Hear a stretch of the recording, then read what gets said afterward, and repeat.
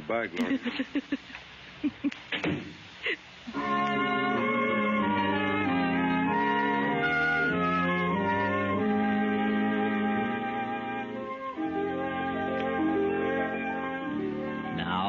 Later, the papers are filled with stories and pictures of Fred and Brenda and the district attorney, and parties and dinners and teas. Read them, Gloria. Pore over them. Mr. and Mrs. Frederick Adams this and Mr. and Mrs. Frederick Adams that. Read them, Gloria. Read them and weep. Meanwhile, on a train to Miami... And Fred, darling, after we spend a few days in Miami, we can fly over to Nassau. Father has a place there, and I know some wonderful people. We can have a great time. Fred? Oh, what did you say? Snap out of it, darling. We're on our honeymoon. Yes, Brenda, I'm sorry. I know we're going to have a swell time. My sister Nella's spending the summer at Nassau. Why didn't Nella come home for the wedding? She was to be your bridesmaid. I told you, dear, you can't always get transportation just when you want it these days. After all, Nella's your only sister. She could have made an extra effort. What are you thinking about? Oh, business. Business? What business? I was thinking about my new job. How did your father happen to make a place for me in the DA's office? I suppose he thinks you're a capable young attorney. Did you ask him to appoint me? Well, I may have had something to do with it. I wanted you to start out right. You don't mind, do you? Certainly not. What's swell of you? I only hope I get it. You will. Who knows? Maybe you'll be the district attorney yourself someday. I hope so. At least I'll break my neck trying. Oh, let's forget about everything for the next 2 weeks, but us. Oh, I love you so very much, Brenda. Darling, I'll spend all my waking moments trying to make you happy. Thanks, dear. You'll never regret the day you met me. What did you say? I said you'd never regret the day you met me. I should say I won't. Not a chance in a million.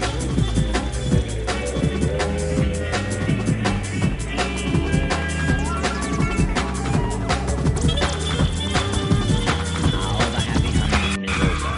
Fred and Brenda are back home. Fred is in the district attorney's office and progressing nicely. But Gloria, poor Gloria, still sits in her office at the Tripoli and broods over her fate.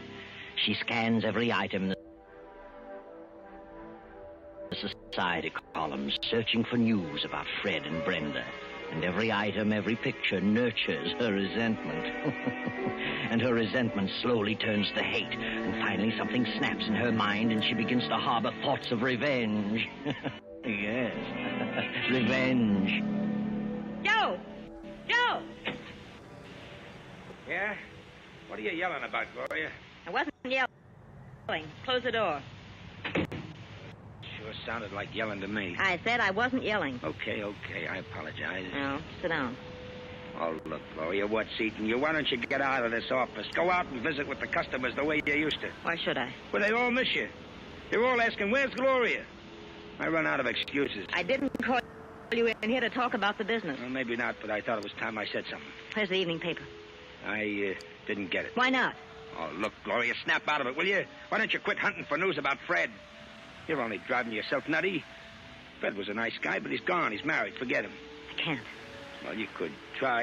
It's not as easy as that. After all, he ain't the only man walking around. There's one or two others, you know. Yeah? Well, there's one guy in particular who might get your mind off Fred, if you'd give him a chance. Yeah? Who? Well, I know I'm not as good-looking as Fred, and I ain't got his fancy manners. But I like you just as much as he did. Probably a lot more. Sorry, Joe. At least I wouldn't walk out on you for any other dame. If you did, I wouldn't blame you. No? No. I'd blame the other woman. She had no right to take him away from me. He belonged to me. Oh, Gloria, please forget it. No, I won't. I can't. I've made up my mind. Huh? What are you thinking? Where's your car? Outside. Where's your gun? In my pocket. Some people are giving a party at their country place tonight with Fred and his wife.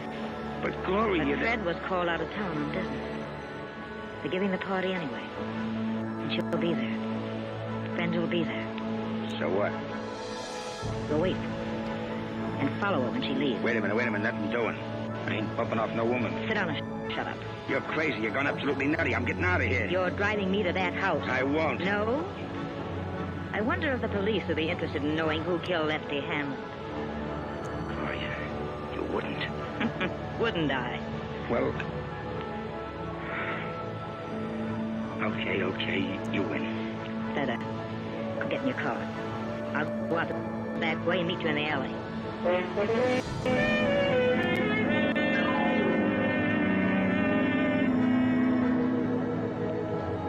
Gloria and Joe sit in the car in the deep shadows of a spreading tree. The hours drag on, and then about 1:30 in the morning, the party breaks up and the cars begin to leave. Finally, Brenda comes through the gate, driving her own coupe. There she is. That's Brenda. You're going, Joe? Is she alone? Yes, she's alone. I sure wish you'd change your mind. Don't get too close to her. No, I ain't got nothing against her or Fred either. What good's this gonna do you? You wouldn't understand. I think you've gone off your beam. Maybe you're cracked. Shut up. I'm not crazy if that's what you mean. That's what I mean. Drop back a little. They say crazy people never think they're batty. You might feel different about this in the morning, Gloria. Maybe you ought to see a doctor. Oh.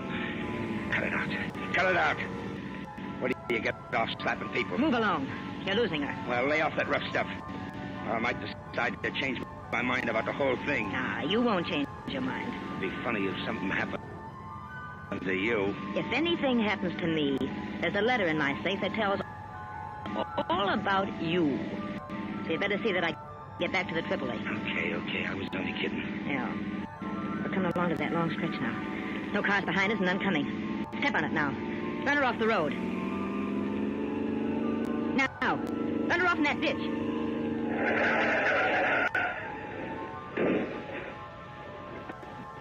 Say, what's the idea? Are you trying to wreck me? Get out of that car. What is this, a hold-up? Get out and shut up. I haven't anything but a couple of rings. Take her rings, Joe. Well, this is a new one. A woman bandit. Any money in your purse? A few dollars. Take the money and scatter the rest of the things around. Yeah. Now, ruffle up her hair, Joe. Muss her up. You take your hands off me. Oh, have a heart, Gloria. Okay. I muss her up, but good. Are you? What's the meaning of this? You got what you want. Why didn't you let me alone? I'll let you alone. Mrs. Adams. Who are you? Start walking. What? Start walking off through those trees. I won't. Oh, stop it. Get moving. What are you going to do? See to it that you don't do any more chiseling in, Mrs. Fred Adams. I don't know what you're talking about. What? Let her have it, Joe. Well, what are you stolen for? You missed her. Give me that gun. Well, and that's the last of Mrs. Adams. She's dead. Yeah. There's your gun. Now, let's get out of here. Oh. Well, what's the matter? What are you waiting for? I'm kind of dizzy. Kind of sick. I can't drive, Gloria. You better drive. And I thought you were experienced at this business. If I hadn't seen you do it, Gloria, nobody in the world could have made me believe it. Nobody.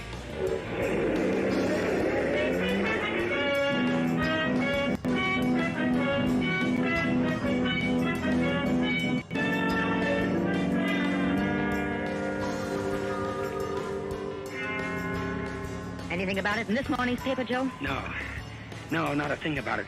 And it was the night before last, too. I can't understand it. Are you sure she was dead? Of course I'm sure. Oh, what do you suppose could have happened? She couldn't have walked away. Say, maybe they haven't found her or the car yet, huh? It's impossible.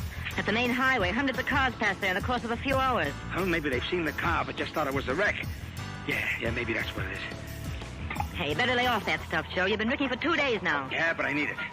I'm jittery. I got the willies like I never had before. Say, maybe I ought to drive by that place and see if the car's gone. Okay. Get back as soon as possible. Yeah, sure. I can't get it off my mind. I don't mind telling you. I'm scared. Go on. And quit talking so much.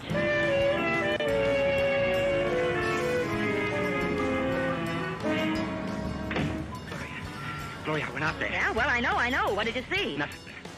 Nothing. The car was gone. I looked all around for the spot. There wasn't a sign of anything. No trinkets, no blood marks, no nothing. Well, then he must have found her. But why don't they say something in the papers about it? If they just say something, I could stand it. It's driving me nuts. Are you going to lay off that stuff? No, I ain't. I need it. I don't need it. Yeah. I don't know what you're made of, but whatever it is, it's sure tough. I never knew a woman could be your stuff. I'll never forget as long as I live. Ah, you're a jellyfish.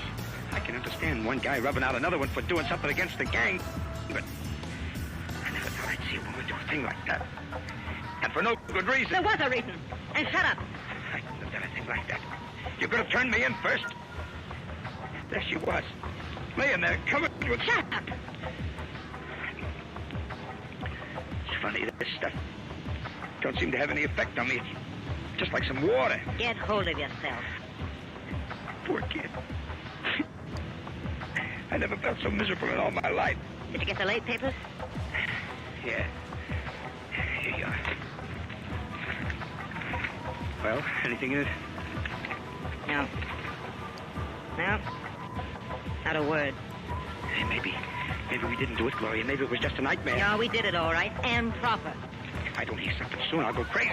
Hey, wait a minute. What is it? Did they find her? No. Hmm?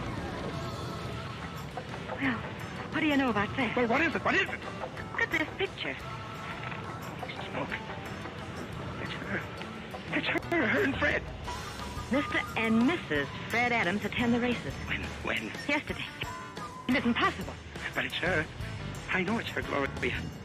How could she? She's dead. Hey. What's the matter? Maybe it's her. Her ghost? Don't be silly. I'm getting out of here. I'm leaving town. Look. You're in the other paper. Huh? Day before yesterday. Fred Adams and wife attend tennis match. And another picture. What could this mean? What did they say something about it? You see, Gloria, it's getting you down too. Oh, please, Gloria, let's pull out. It's uncanny. I can't believe it. If it's in the papers, you gotta believe it. Did you double-cross me, Joe? What do you mean? Did you have blanks in that gun? Blanks? I'd certainly hate to get hit with what I had in that gun. She's dead, I tell you. She better be. What do we do? You wait. That's all, just wait. Okay. But I don't think I can stand it, Gloria. I'm going to pieces.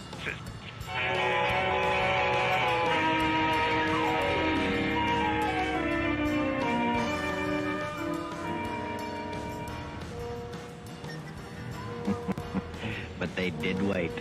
They waited for 2 more days, and Joe, fortified with his bottle, was able to hang on. Then Gloria began to crack under the strain of waiting. Joe, I can't stand it any longer. I gotta do it. Do what? I'm gonna call Fred's apartment and see if she's there. I wouldn't.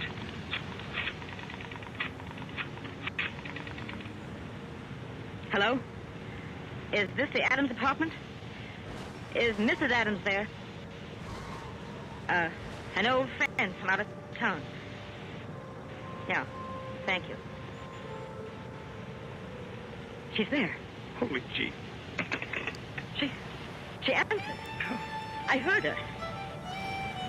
You lied to me, Joe. I didn't lie. I didn't. I had bullets in that gun. I saw her and she was dead. Something wrong. Terribly wrong. I'm going to wait a few more days. I'll check again. And when I'm sure, I'm going to take care of you, Joe. What do you mean? I'm going to kill you. That's crazy.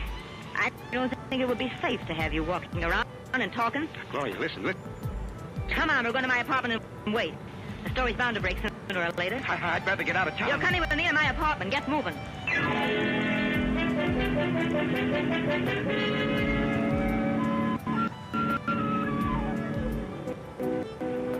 Then 3 more days of sleepless waiting.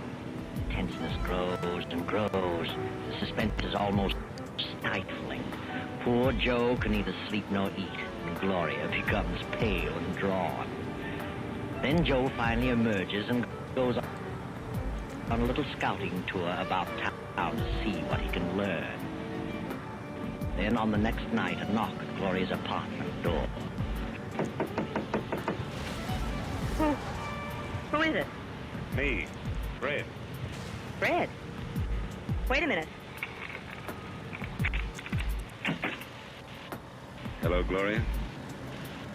What do you want, Fred? May I come in? I'd like to talk to you. Yeah, of course. Come in.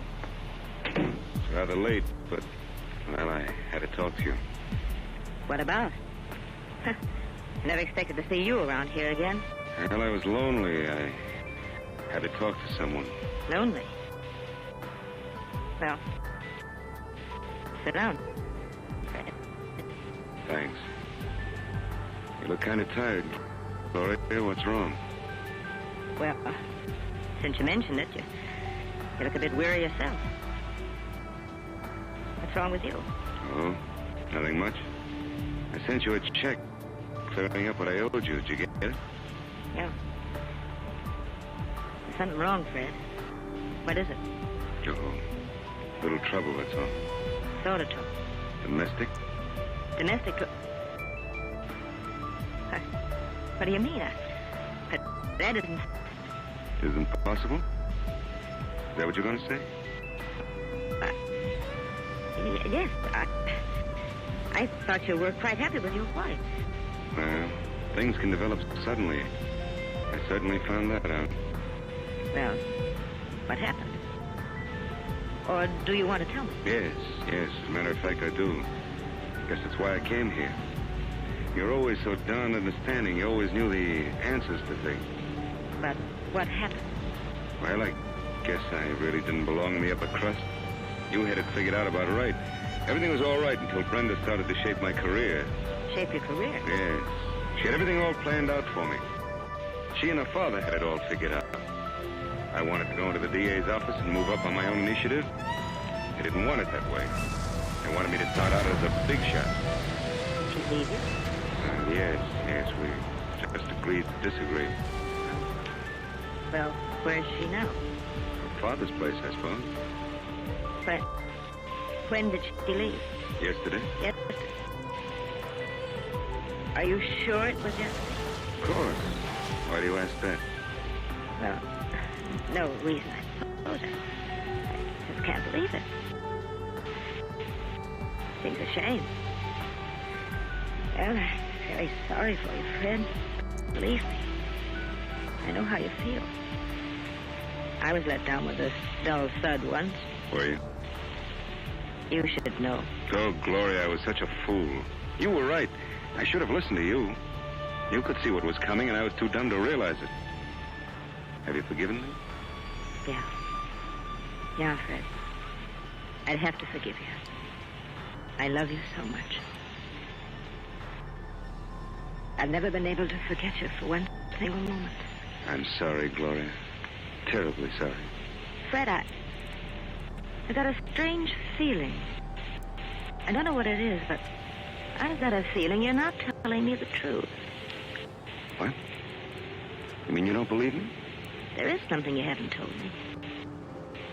What is it? Why, nothing. I've told you everything. I don't believe you, Fred. All right. Gloria, I'm in a tough spot. Brenda hasn't gone away. She's dead. Dead?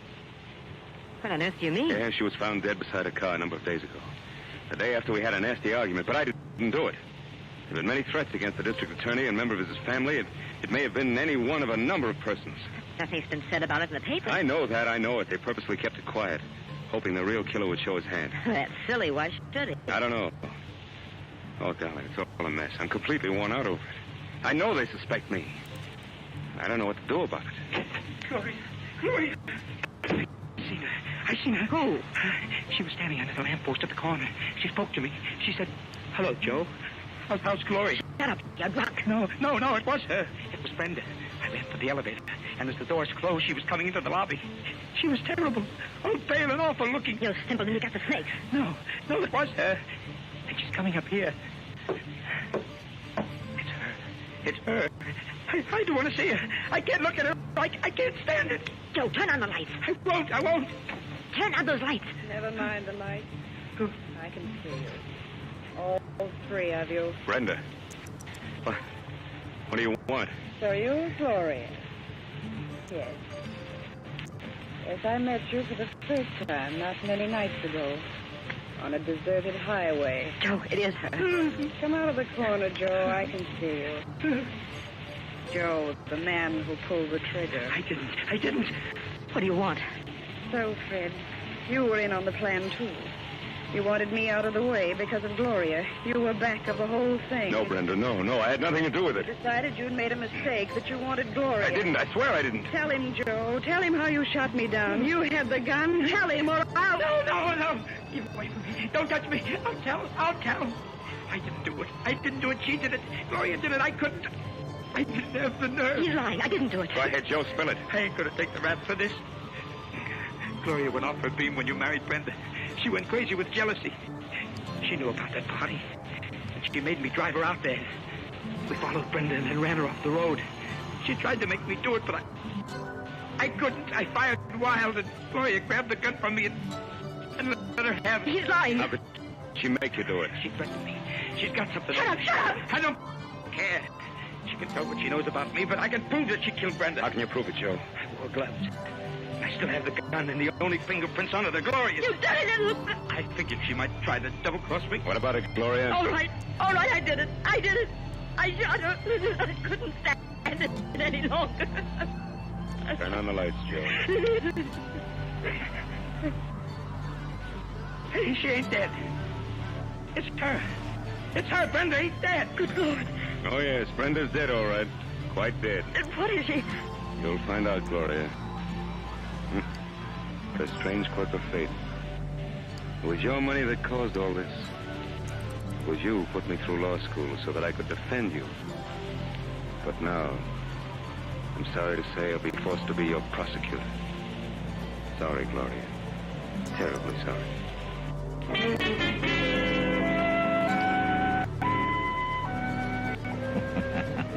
Well, Gloria, you've come to the end of your rope. Things didn't work out as you planned. You really killed Brenda that night. But Fred got a brilliant idea. He had Nella, Brenda's twin sister, come up from Nassau and pose as his wife. That's how all the pictures appeared in the papers. And it was Nella who just walked in on you and got a confession. And how did Fred know you were the one? Well, there were several suspects. But you, Gloria, made the mistake of phoning for Brenda too many times. And the police traced your calls. Too bad, Gloria. Jealousy is a terrible thing.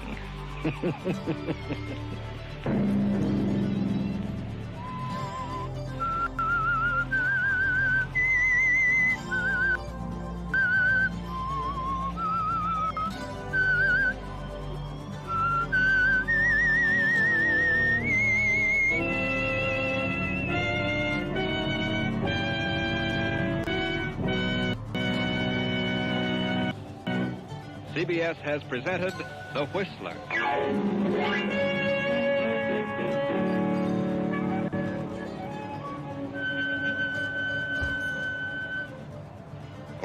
Original music for this production is composed and conducted by Wilbur Hatch.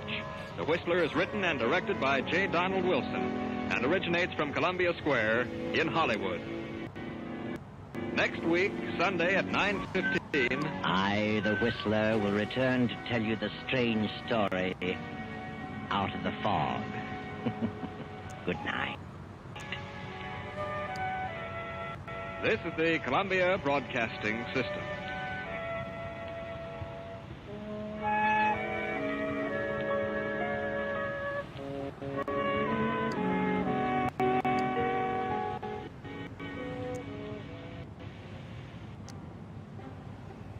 Wait a minute. Have you heard the strange tales of the Whistler?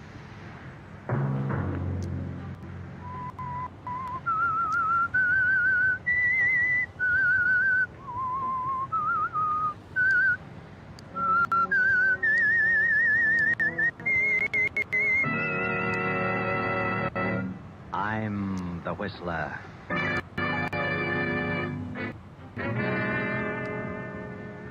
I've come to the end of my rope. I've tried my best for 20 years to please Agatha. I gave up my painting and tried business after business and failed in every venture. Now, I can't go on any longer. I'm through. Another Sunday night, and again CBS presents The Whistler.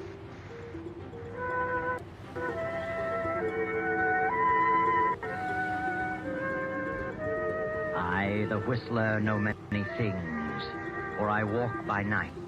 I know many strange tales, many secrets hidden in the hearts of men and women who have stepped into the shadows. And so I tell you tonight the amazing story of the alibi. Poor Henry Farrington paces the library floor. Through his mind run the events of the past 20 years. From the day when he married the wealthy young widow Agatha Durant. Henry hadn't $1 of his own then, nothing but charm. Still hasn't $1 of his own, and now very little charm. Henry was a struggling artist, but Agatha was a businesswoman and was determined to make Henry a businessman. And Henry had tried hard. Agatha backed him in venture after venture, bossing him, completely dominating his every moment. But Henry experienced nothing but failure, and gradually Agatha's love turned to disgust. And now, 20 years later, his artistic talent long since vanished, he realizes what a wreck Agatha has made of him. What are you doing in here, Henry? Morning, Agatha. I said, what are you doing? Why, I'm just thinking. That's what I thought. And what are you doing with the lights on in the daytime? Why, it's cloudy this morning. A bit dull in here. You don't need lights to think. Turn them out. Yes, Agatha. Are you going to do nothing but mope around again today? What do you want me to do? Do you know what day this is? Why, no. What day is it? Perhaps I've forgotten. You'd forget your head if it weren't tied down. It's the 1st of the month. You go into town and collect the rent on the store buildings. Very well, Agatha. Shall I deposit it in the bank? No, bring it back here. And hang on to it. You lost it last time. Or so you say. I did lose it. You need a nursemaid to follow your every move. You've done a pretty good job of it. Did you order the garden hose yesterday? No, I forgot it. I had a lot on my mind. Yeah. What's bothering you now? Well, I've got a chance to get in on a pretty good deal. I need some money. What kind of a deal? Well, it's an oil lease deal. Who with? By Joe Hammond. A 50-50 proposition. Joe Hammond? You know better than to talk to me about Joe Hammond. He's done pretty well. Yes, for himself. Double-crossed everybody he ever came in contact with. He's a good lawyer. You mean he was? Good thing I caught up with him and had him disbarred. He'd have stolen every dime I have. It only takes $2,000. $2,000? Add up all the thousands I've given you to put over business deals, and you'd have a fortune. You haven't an ounce of business sense in your whole body. I never said I had. That was your idea. You started me on my business career, and you can take the consequences. What do you mean by that? I'm going in on that deal. I need $2,000. And one way or another, I'm going to get it. I wish I knew what you mean. You'll know later. Where are you going? Into town to collect the rent. You better bring it back with you. I will, Agatha. I'll bring the rent and... And what? And the hose. Of course. Good morning, Agatha. Threatening me. Well, I'll soon fix him. Agatha stands staring after him. Terrible thoughts race through her mind. Thoughts of fear, disgust, hatred, money, death, revenge. Head begins to whirl. She can scarcely breathe. Her eyes bulge in terror. She clutches at her heart, her throat. Higgins! Higgins!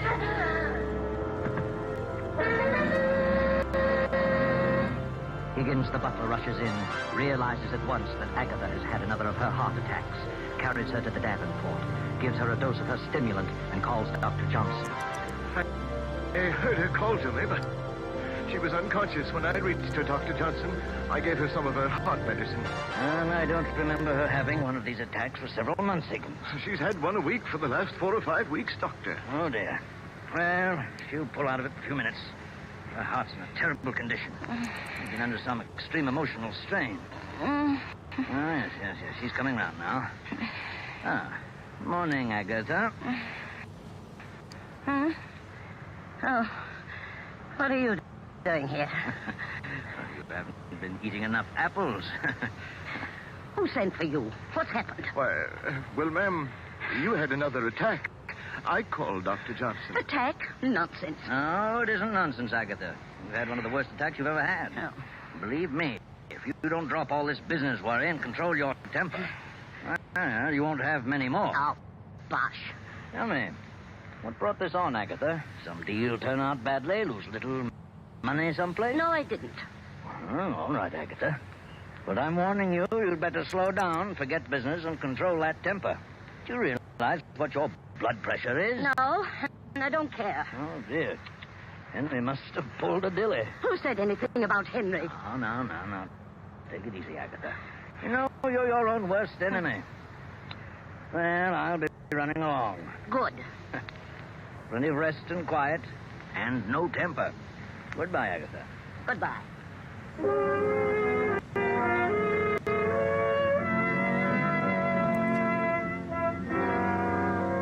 Poor Henry walks around town for a half hour and finally gets up sufficient courage to see Joe Hammond, the ex-lawyer. Well, Henry, have you got the 2,000? Well, no, that is not exactly, Joe. When will you have it?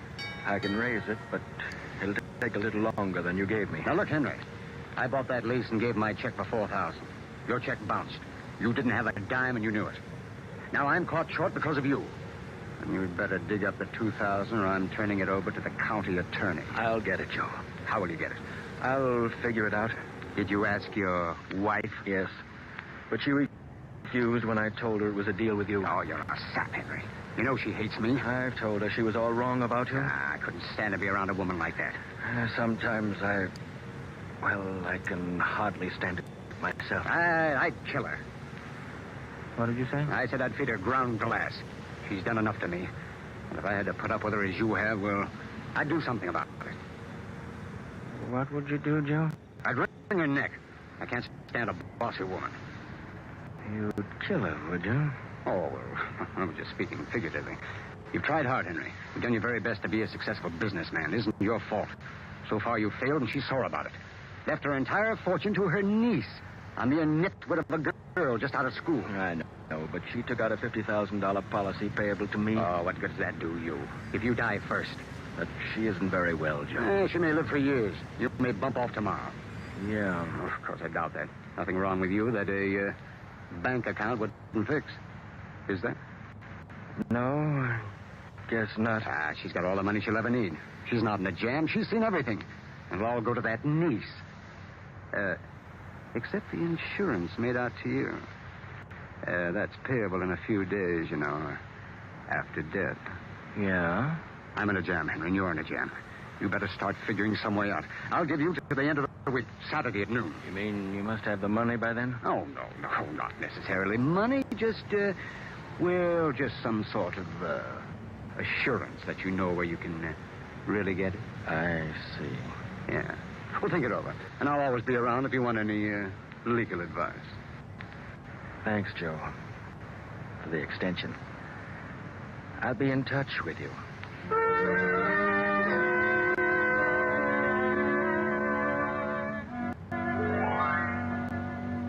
Agatha is in her room now, sleeping. Her niece has come home from college, having graduated, and brings with her a young man. The two young people are waiting for the aunt to wake up. Believe me, Janet, this is certainly a swell place. I had no idea it was like this. I thought you'd like it, Grant. I've never lived in a house with more than 6 rooms. This place must have at least 15. More than that, darling. Mm-hmm. Your Aunt Agatha certainly must have a lot of money to be able to keep a place like this. She has. She has more than she knows what to do with. What'd the butler say happened to her? Oh, she had another attack. It's her heart. She has a terrible temper and pays no attention to the doctor's warnings about getting excited. According to Higgins, the doctor said he doubted if she could stand another like the one today. Must be in pretty bad shape. Do you think she'll like me, Janet? Why shouldn't she? I do. Oh, I warn you, she's a sour face and grouchy. But don't let her upset you. She'll get used to you. I love you very much, Grant. That's all that really matters. I love you, Janet. More than anything in the world. Your aunt will see you now, Miss Janet. Thanks. Come along, Grant. Right. You wait outside the door. I want to talk to her first. I'll try to get her in a good humor. Boy, this is a tense moment. I feel like I'm going before a judge. Hello, Aunt Agatha. How do you feel? I feel all right. How long have you been here? Oh, about half an hour. Sorry to hear you had another attack today. You should take things more calmly. That's easier said than done. How's Uncle Henry? He's in town. Good-for-nothing man. Oh, I wouldn't say that. What do you know about it? Nothing. Oh, I think I know Uncle Henry rather well. All men are the same. I wouldn't trust one around the street. Well, that's a matter of opinion. Aunt Agatha, Well, what's on your mind? What are you trying to say? I have a surprise for you. Surprise? What do you mean? I brought a guest home with me. A guest? Huh?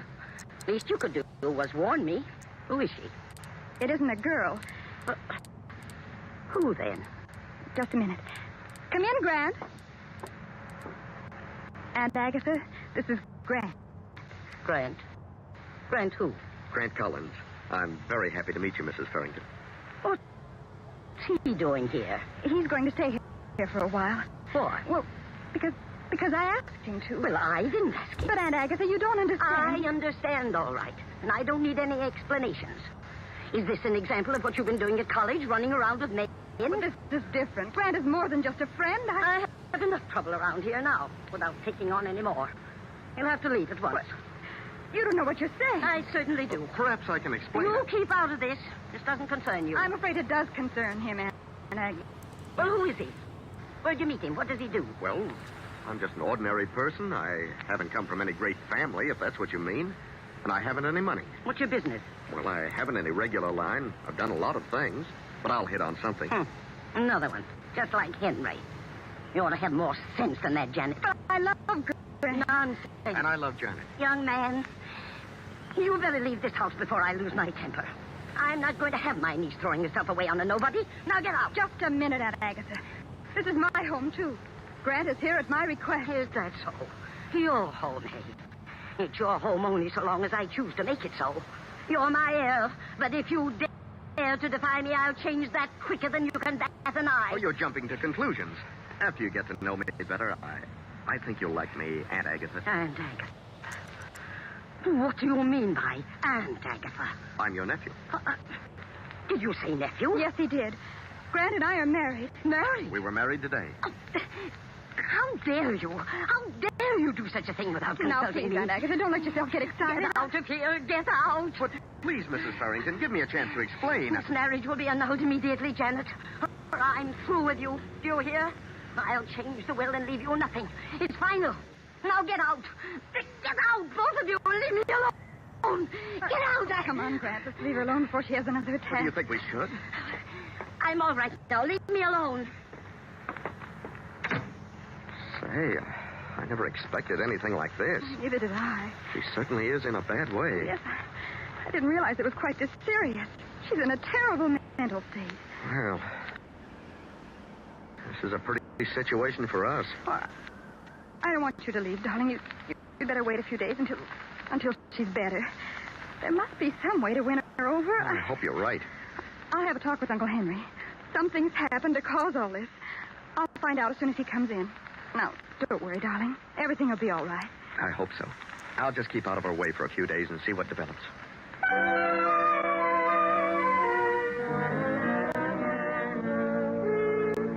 Now, long after dinner, Uncle Henry sits alone in the library, deeply lost in thought.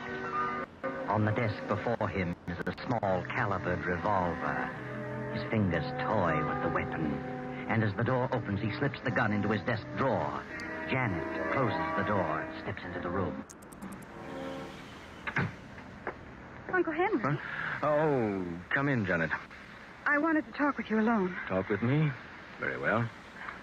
What is your opinion of Grant? Why, I like him. Fine boy. Do you suppose it would do any good if you talked to Aunt Agatha? You know as well as I do how she feels about me. And in her eyes, Grant is an exact counterpart of me. She thinks it's the same situation over again. And she's determined that you won't have to put up with a failure as she did with me. But how does she know he'll be a failure? I'm her yardstick for all men without means. What happened today to cause the heart attack? Her violent temper. But there must have been a reason. Yes, Janet, there was. I had a deal on, and I needed $2,000. She flew into a rage and had the attack after I left the house. What on earth are we going to do about her? I don't know, Janet. As for me, well, I've come to the end of my rope. I've tried my best for 20 years to please her. Now, well, I just can't go on any longer. I'm through. What do you mean? Just that. There's nothing left for me now. I'm too old to try anything new. Too old to go back to my painting, and Agatha is becoming more resentful every day. I'm licked. Uncle Henry, are you trying to tell me that you're planning something? Planning something, my dear? What do you mean? You mustn't, Uncle Henry. Regardless of how you feel, there's still much to live for. Is there? You've always been so kind and good to me. I just couldn't stand it if you were... No, please, darling. I'm much older than you are. Well, I just see things differently, that's all. And it's been terrible lonely in this house since you've been gone. Now it'll become lonelier and lonelier, filled with hatred and greed and resentment. And I couldn't stand it. Promise me you won't do anything foolish. Janet, whatever I do will be for the best. Please believe me. Everything will come out for the best.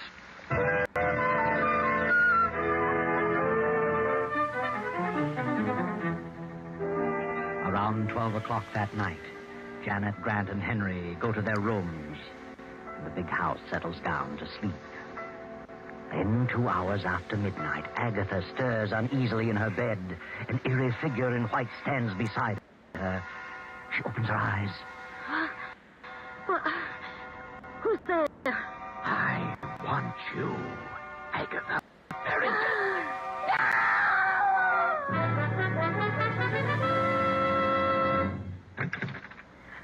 Aunt Agatha! Aunt Agatha! Good heavens! Grant, Uncle Henry, hurry! What happened? I heard a scream. Janet, what was it? There's a medicine. Give her a dose. I'll rub her wrists. Oh, she's as cold as ice. What on earth could have happened? A nightmare? She's had quite a shock. Oh, her pulse is fairly strong. She's coming to. Oh.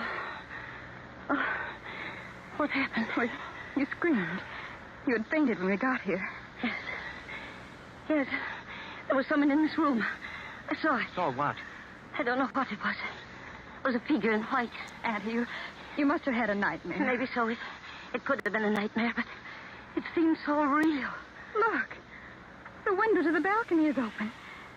Did you open it, Aunt Agatha? No, I never keep it open. Look outside, Grant. You mean it might have been a burglar?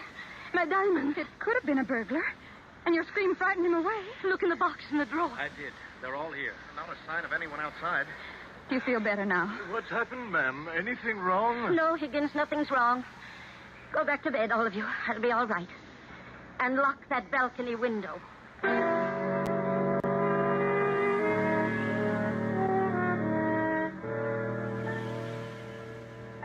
Now it is the next night. Uncle Henry is sitting alone at the desk in the library, lost again in a deep study. Grant and Janet are in the living room. You really think it might have been a prowler last night, Grant? Well, I don't know. The window was open. It could have been. I'm inclined to think it was nothing more than a nightmare. She's been so upset lately. Well, if it was a burglary, he didn't get anything. Well, that's true. And he might try it again. If he does, he's liable to get a good scare. What do you mean? This. Grant, where did you get that revolver? Out of my trunk. Oh, please, Grant, I don't like guns. Let them take what they want. If you start shooting, they're liable to shoot back. Besides, Jules can be replaced. Now, don't worry, darling. I couldn't shoot anyone if I tried. Anyway, there are no bullets in it. Then what's good is it? Well, it's a little .32 I use in school for a starting gun. It has nothing but blanks in it. Yeah, see? It won't hurt anyone, but it'll give them a good scare. Well, blanks or no blanks, I don't like guns around. Now, don't worry, darling. Oh, good heavens, it's 7:30.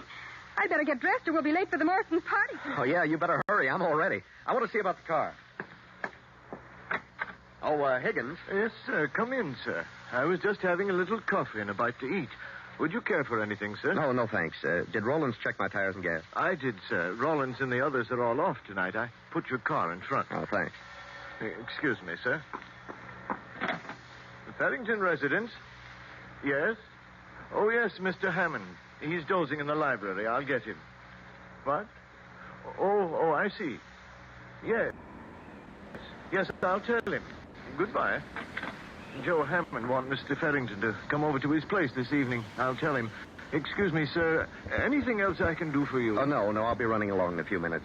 By the way, since Mr. Farrington's going out, you'd better look in on Mrs. Farrington once in a while. Oh, I will, sir.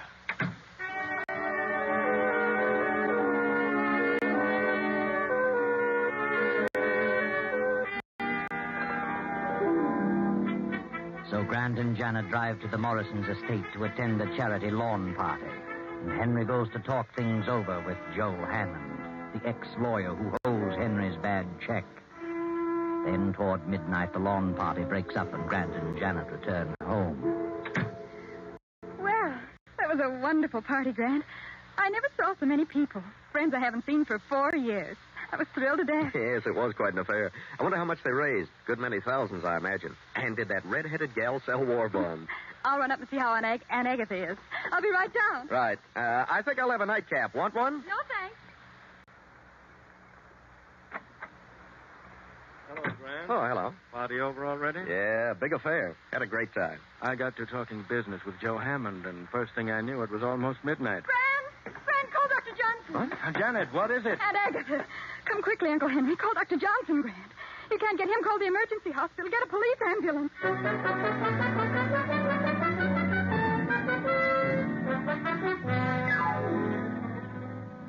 I'm still trying to get Dr. Johnson, Janet. Never mind, Grant. Police surgeon says we won't need Dr. Johnson. Did he pull her out of the attack? No. He couldn't do a thing for her. She was dead when they got here. Good heavens. Well, she must have had a severe attack. Well, you see, Grant, Just a minute, folks. I'd like to ask a few questions, and I'd prefer that you didn't carry on any conversation with each other. No conversation. Well, what's he mean, Janet? Never mind. I'll get around to that. Take all their fingerprints, Davis.